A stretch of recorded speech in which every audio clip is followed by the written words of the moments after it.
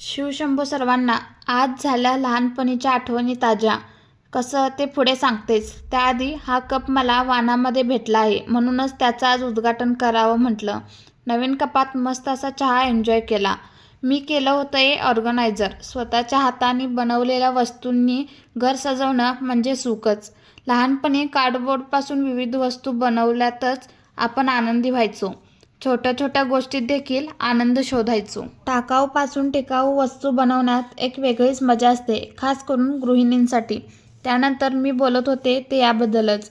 हे असं फेविकॉल हाताला लावून घ्यायचं आणि ते सुकलं की त्याला असं काढायचं, त्यामुळे हात गोरा होतो असा समज असायचा. त्यानंतर देवासमोर दिवाबत्ती करून घेतली. हा इतका सारा भात शिल्लक होता, पण टाकणार कसं? मग खाऊन मस्तीला या, टाकून मस्तीला येऊ नका हे शब्द आठवले आणि कांदा चिरून घेतला. त्यानंतर कोथिंबीर नीट करून घेतली. अशी कोथिंबीर नीट करून घेतली की 8 दिवस खराब होत नाही. त्यानंतर भाताला फोडणी घालून भात परतून घेतला.